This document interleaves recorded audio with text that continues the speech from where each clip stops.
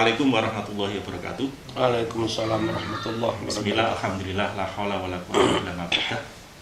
Para pemirsa M Essential yang kami hormati, alhamdulillah pada kesempatan hari ini kita bisa bersilaturahim, berdiskusi dengan Bapak Kiai Haji Marzuki Mustamar, Ketua PBNU Jawa Timur. Mengingat hari ini, pada minggu-minggu ini kita menghadapi masa-masa sulit, yaitu masa-masa PPKM darurat, maka pada kesempatan hari ini kita akan berbincang dengan Bapak Kiai Haji Marzuki Mustamar selaku Ketua PBNU tentang berbagai hal, terutama terkait dengan hal-hal yang berkaitan dengan masjid, ibadah, dan lain sebagainya. Assalamualaikum Pak Kiai. Waalaikumsalam warahmatullahi wabarakatuh. Alhamdulillah pada kesempatan hari ini saya bisa bersilaturahim dengan Pak Kiai. Ada beberapa pertanyaan yang ini sangat urgen untuk dijelaskan oleh PBNU terkait dengan problematika pelaksanaan PPKM dan kegiatan keagamaan. Bagaimana sikap PBNU Jawa Timur dalam pelaksanaan PPKM darurat ini? Terima kasih. Pertama, kalau yang diminta itu sikap resmi PBNU, ya mesti rapat dulu. Ya. Rapat dulu, rapat gabungan, ada jajaran Suriah, Tanfidiyah, lengkap, ada Notulen, lalu disampaikan ke cabang-cabang secara resmi, ya. Pakai kop, pakai tanda tangan lengkap, pakai stempel basah. Ya. Nah, kalau ini enggak pakai begitu, ya pendapatnya Marzuki. Oh iya. Tidak bisa langsung dikatakan sebagai sikap resminya Resmi PBNU Jawa Timur. PBNU. Hanya kepada masyarakat Jawa dan Bali, warga NU khususnya di Blitar, di Malang, di mana-mana, bahwa ikhtiar maksimal lahir batin untuk bisa memutus mata rantai penularan COVID itu sangat penting, biar nggak menular ke mana-mana. Iya. Beberapa daerah yang rotok sembrono akhirnya ya kebobolan dan luar biasa. Sembrono, dari yang zonanya langsung jadi merah. Ya, sembrononya karena mereka kebetulan punya garis pantai. Iya. Bebas saja orang dari tengah laut. Nelayan itu kadang di tengah-tengah laut menerima jual beli ikan dari nelayan asing. Iya. Ada interaksi lah dengan nelayan asing. Ada interaksi, ada transaksi di tengah laut. Lalu setelah ikan pindah ke perahunya, dia dibawa ke TPI. TPI di Brondong, TPI di Banyuwangi, TPI di Malang, dan terusnya. Nah, kadang kebobolannya di situ, sembrononya di situ. Dan akhirnya juga terjadi penularan yang luar biasa, baik di Kudus maupun di Madura. Itu awalnya pantai juga tenaga kerja asing atau orang anak kapal, orang luar yang masuk ke daerah tertentu. Jadi sekali lagi jangan sembrono. Kepada warga NU, kepada masyarakat, pastikan Anda aman, keluarga sampean juga aman, lingkungan aman, sanak famili yang punya santri, santrinya juga aman. Yang punya murid, jamaahnya juga aman. Aman itu aman bagi dirinya, juga aman bagi orang lain. Aman bagi dirinya, tingkatkan imunitas. Jaga pola makan yang baik, jaga pola istirahat yang baik, dan tentu imunitas itu muncul tidak hanya karena gizi cukup, tapi juga ketenangan batin, kebahagiaan hidup, tidak panik. Itu orang jadi imun. Sampean saya dibentak wong ini langsung lemes dadak. Imunnya harus langsung turun itu. Imunnya langsung turun. Jadi orang panik itu imunitasnya langsung turun. Nah, tenang itu menjadi penting. Wirid, itu penting, baca Quran itu penting, ngaji meskipun mungkin secara virtual dari pengajian dengan kiai itu orang dapat wawasan. Tawakal itu harus begini, ngadepi musibah itu harus begini, itu jadi penting, sehingga pikiran tenang, hati tenang, imunnya nggak ngedrop. Mungkin ini yang menjadi pertanyaan masyarakat Jawa Timur pada umumnya ya, tentang keputusan Gubernur Jawa Timur nomor 188 ya. Di situ di poin G dijelaskan tempat ibadah, masjid, musola, gereja, pura, vihara, kelenteng, serta tempat umum lainnya yang difungsikan sebagai tempat ibadah ditutup sementara. Ini yang kemudian akhirnya banyak sekali penafsirannya. Ada yang mengatakan nanti kalau menutup masjid akibatnya begini dan begitu dan lain sebagainya. Ini bagaimana kira-kira implementasinya di lapangan agar ibadah warga Nahdliyin itu bisa menjadi tenang, sehingga kalau ibadahnya tenang itu imunnya otomatis nanti akan meningkat. Terima kasih, kami belum selesai. Ikhtiar aman itu tadi. Imunitas.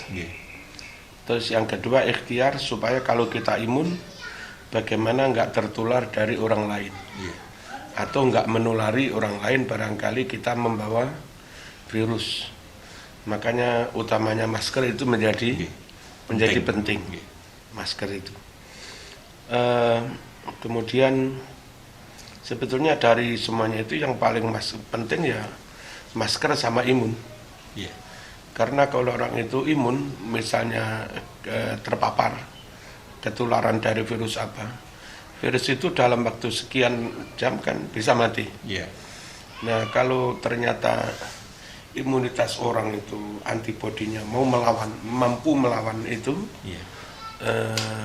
kan akhirnya ya dalam masa inkubasi sekian hari itu akhirnya nggak jadi sakit.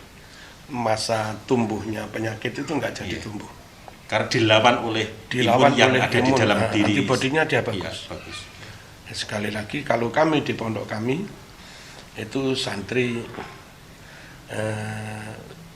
tapi ya masing-masing pondok mungkin sesuai dengan kondisi keuangannya. Karakter pondoknya, kondisi keuangannya. Kalau sini kualitas menu ditingkatkan. Lalu sama bunyai anak-anak diberi vitamin C rutin. Ketua kamarnya dipanggil, suruh bagi ke anak sak kamar. Lalu diparingi bawang lanang. Ya, itu sehari mereka nyeplus atau ngeremus satu bawang lanang. Itu bagus. Lalu kita himbau minumnya senantiasa hangat. Makan cukup kenyang. Kemudian pelajaran yang berat-berat agak dikurangi, agak nyantai, olahraga, jam olahraga ditambah.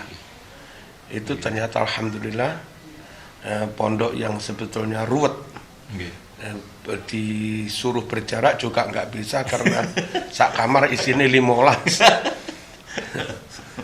Iya kan? Seperti gerah itu. Yang bisa paling masker sama imunitas. Baik imunitas karena gizi atau imunitas karena ketenangan hati. Sebab ibadahnya juga berjalan dengan baik. Nah, alhamdulillah dengan pola itu pondok aman-aman. Bahkan kalau pondok sini sekian kali membantu pihak yang di luar pondok. Kita punya pondok 2 kira-kira jarak 6 kilo dari sini. Kita siapkan untuk isolasi. Anaknya jamaah atau siapa yang terpapar, kita siap isolasi di pondok. Dan yang menangani sini, vitaminnya, madunya, ngirim nasi bungkus dan segala macam. Alhamdulillah, kalau biasanya itu kembali penciuman, kembali merasakan itu sekitar 10 hari lebih. Yang dilakukan pondok sini untuk beberapa anaknya jamaah itu kisaran 4-5 hari mereka sudah bugar, sudah kembali ke rumah. Nah, alhamdulillah. Kemudian untuk memutus itu juga pemerintah ikhtiar membuat PPKM darurat se-Jawa Bali. Sebetulnya Jawa Bali yang menjadi asbabun nuzul, asbabul wurud ditetapkannya PPKM itu kan Jakarta, Tangerang, Bekasi, Depok, Bandung, Semarang, ya kan? Terus Kudus, lalu sebagian Surabaya, sebagian Lamongan, Madura. Madura itu yang Bangkalan. kecamatan Klampis, Geger, sama kecamatan Arosbaya Di Kabupaten Bangkalan. di Kabupaten Bangkalan. Dan beberapa daerah sebagian di Situbondo. Nah, terus namanya pemerintah pusat udah pukul rata se-Jawa dan Bali. Nah, sebetulnya kalau misalnya harus pakai begitu semua, itu juga sulit. Karena kondisinya beda, kasusnya beda, berat ringannya penularan itu juga berbeda. beda, potensi penularan juga beda. Sampai misalnya masih masuk Jawa Timur itu Kepulauan Sapeken, Kepulauan Masa Lembu. Nah, di sana aman-aman. Kan jauh dari mana itu, pusat Surabaya itu. Nah, sehingga kalau tetap you harus melakukan ini. Karena kebijakan pusat seperti ini. Karena ada penularan begini, mungkin mereka jadi bertanya, "Loh ono opo Mas? Wong kene ono opo?" Aman-aman saja. Kalaupun nggak usah jauh-jauh sampai Sapeken dan seterusnya, untuk di Malang misalnya, di Malang kota ini beberapa hari lalu yang kena itu kelurahan Bandulan, sama ada beberapa orang di kelurahan sekitar Samaan, kuburan Samaan.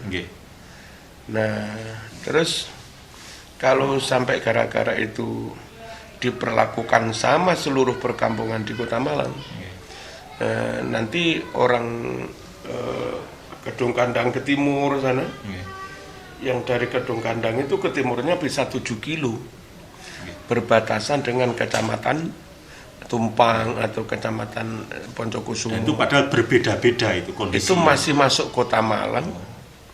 Situasinya kampung pung, masih banyak hutan tapi masuk kota. Nah itu kalau sana, you harus tutup masjid, yang bengong, ono opo Mas? Wong berita aja tak oneng. Jangankan sampai kasusnya, berita tentang itu aja nggak begitu ngerti.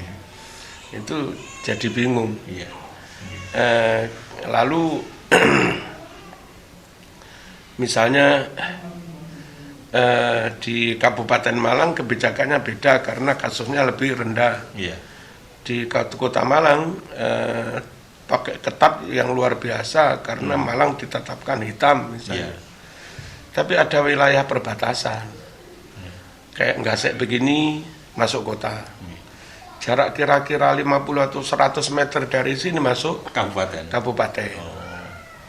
Nah kalau kabupaten karena ditetapkan hanya kuning, lalu agak boleh santai dan seterusnya. Sementara Tonggone jarak 10 meter karena hanya masuk kota harus merah. Harus itu padahal lingkungan itu sama. Sama, ya. Ini hanya perbatasan, mungkin hanya dibatasi sungai atau apa gitu. Nah ya, ini kasusnya kalau di sini seperti di Masjid Raudhah Mbadut ini. Masjid itu di sebelah barat jalan itu perbatasan kota dengan kabupaten. Nah masjid itu karena barat jalan masuk kabupaten. Seminari sebelah saya ini masuk kabupaten. Pondok saya masuk kota. Karena kita bertetangga kaca 50 meter, potensi aman atau tidak aman menyangkut COVID ya sama. Nggak mungkin COVID-nya bilang ini masuk kabupaten kita nggak usah masuk. nggak bisa masuk kota itu, karena statusnya sudah kuning, ini kota merah gitu. Nah ya, Nggak mungkin itu. nggak mungkin.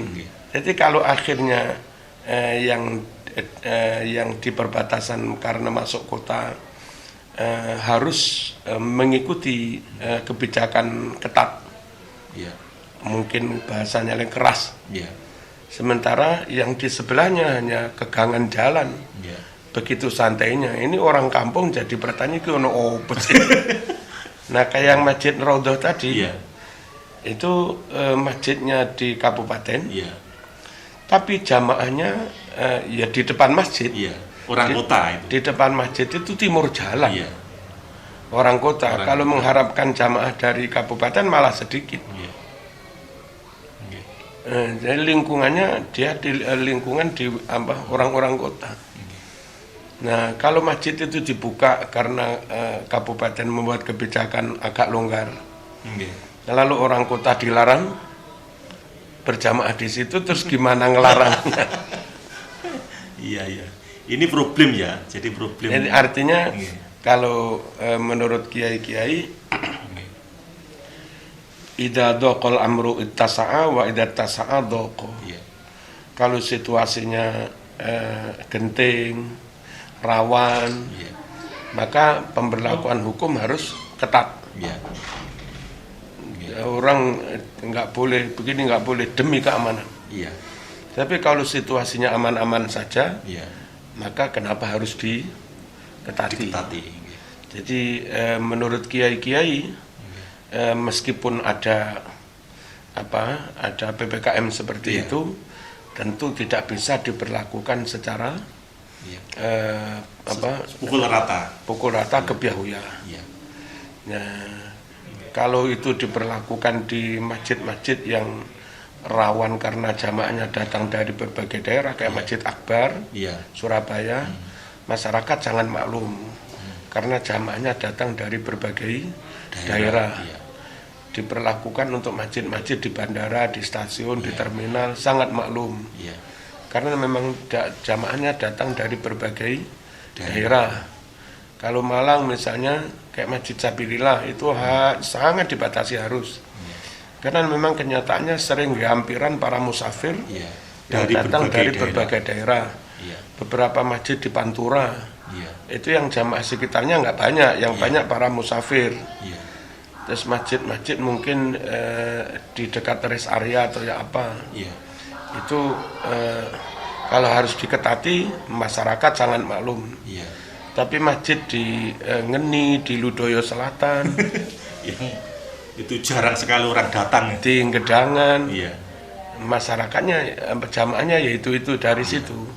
Itu kalau harus diberlakukan seperti Masjid Akbar, orang jadi bertanya-tanya, Iya. mengapa situasinya beda kok hukumnya sama? Itu lagi pula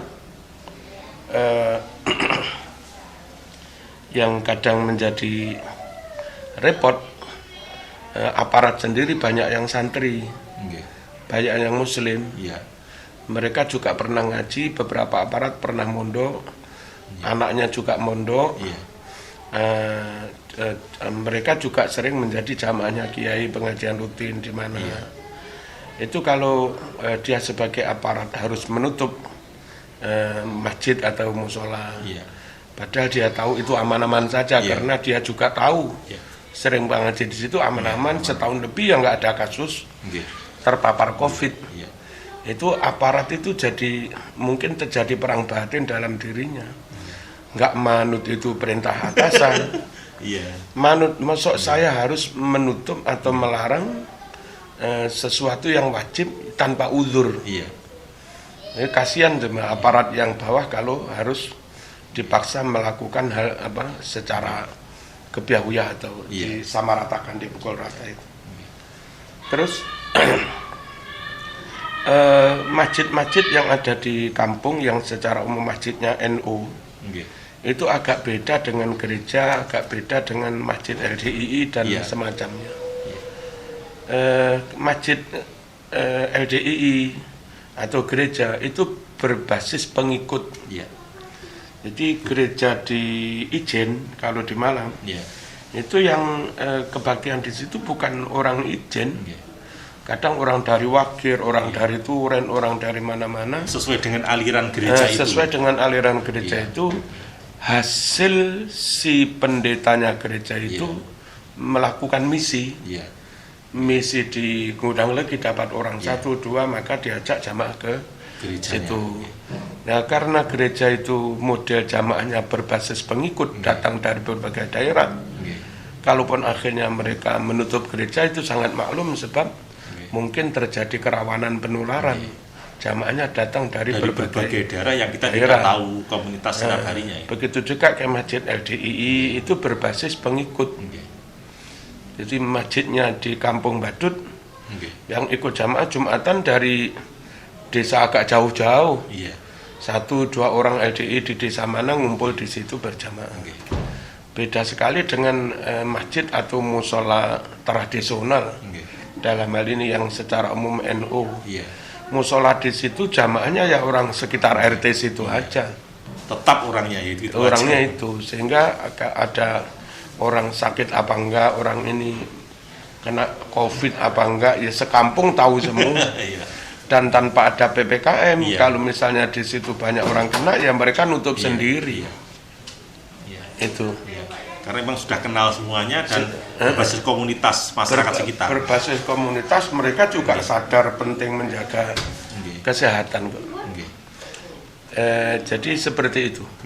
Kami kalau kami yakin meskipun ada PPKM seperti itu, aparat di bawah tetap diberi kebebasan untuk menerjemah sesuai dengan situasi masing-masing. Kami yakin Pak Presiden masih bijaksana. Kami yakin Menteri Dalam Negeri, Gubernur juga bijaksana. Bu Khofifah juga orang Islam, orang NU, dia pernah mondok, dia tahu fikih juga. Iya, dan sangat kenal dengan tradisi NU di daerah-daerah. Iya, dan sangat mengerti pondok-pondok juga. Lalu bagaimana pondok-pondok? Pondok tidak libur. Itu pertimbangannya mirip-mirip TNI tidak disuruh pulang. Iya. Jadi membubarkan pondok itu sama dengan menyuruh pulang TNI yang ada di barak-barak. Iya. Iya.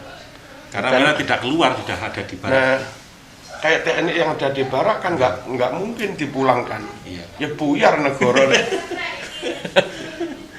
Terus brimob markas brimob brimobnya kon mulai ya nggak karu-karuan. Iya. Gitu loh. Terus penjara ditokne kabeh. Nggak karu-karuan.